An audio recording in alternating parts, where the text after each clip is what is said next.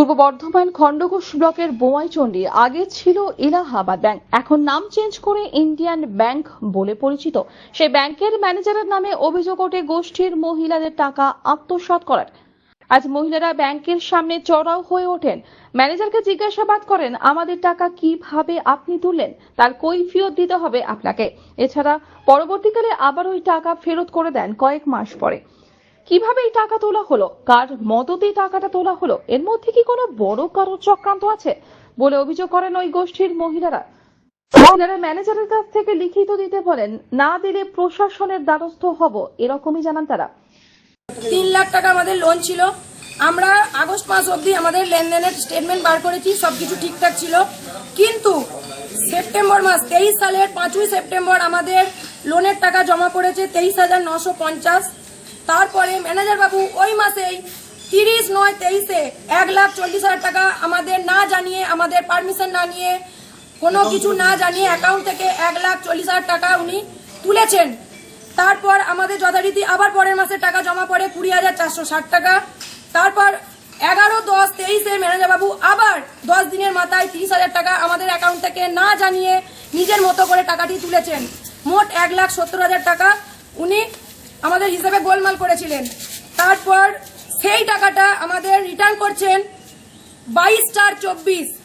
Next loan আমাদের উঠেছে হচ্ছে 22/5/24-এ। উনি টাকাটা আমাদেরকে রিফান্ড করেছেন 22/4/24-এ, মানে ঠিক 1 মাস আগে 1,70,000 টাকা উনি আমাদেরকে না জানিয়ে টাকাটি আবার আমাদের অ্যাকাউন্টে ট্রান্সফার করেছেন। আপনারা কি চাইছেন এখন?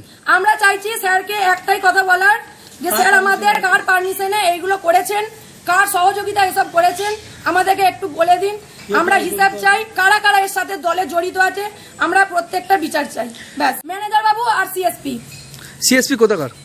সিএসপি আমাদের বেরুগ্রাম সংঘ, যেটা বেরুগ্রাম জিপির যে সংঘ আছে, সেইখানে সঙ্গে সিএসপিরাই তো আমাদের লোন লেনদেন করে দেয়। আর ম্যানেজার বাবু স্বীকারও করেছেন যে আমাদের টাকা নাকি সিএসপি কে জানানো হয়েছে, তবেই নাকি টাকাটা উনি ট্রান্সফার করেছেন। এছাড়াও ওই গোষ্ঠীর মহিলারা বলেন, এর আগেও অনেক জনের টাকা এইভাবেই গড়মিল করে দেন এই ম্যানেজারের কাছে যখন আমরা জানতে চাই, ম্যানেজার বলেন অনেক গোষ্ঠী আছে, তার মধ্যে এটা একটু ভুল হয়ে গেছে, পরবর্তীকালে এই ভুল আর হবে না, এমনই বলেন এই ব্যাংকের ম্যানেজার। কিছু হয়নি, এটা আমার সিসি অ্যাকাউন্টে, সেভিংস অ্যাকাউন্টে টাকাটা। কেন করেছেন টাকাটা? এখানে আমার এখানে অত দল আছে, ওর মধ্যে একটা টাকা গেছে অতটুকু। সেটা তো আপনার আজকে একটা যদি কোনো কারণে সিস্টেম ভুল থাকে বা প্রবলেম থাকে, তাহলে 2 দিনের মধ্যে বা 1 দিনের মধ্যে রিফান্ড হওয়ার কথা ছিল, কিন্তু এটা আমরা দেখতে পারিনি আর কি। তাহলে এখন তো ওনারা বলছেন যে প্রশাসনের কাছে যাবেন, বা আপনার এই যে টাকাটা এতদিনের জন্য যে গেছে, ওরা ডবল টাকা রিফান্ড চাইছে, কি বলবেন এই ব্যাপারে? ডবল টাকা রিফান্ড তো না, আমার সেভিংসেই ছিল, সেটা দেখতে। সেটা তো ওনারা মানবেন না, ওনারা বলছে যে টাকাটা নিয়েছেন তার ডবল টাকা আপনাকে দিতে হবে। ওরকম তো হয় না। এবার খণ্ডঘোষ থেকে কৃষ্ণ সাহা রিপোর্ট, আনন্দ বার্তা।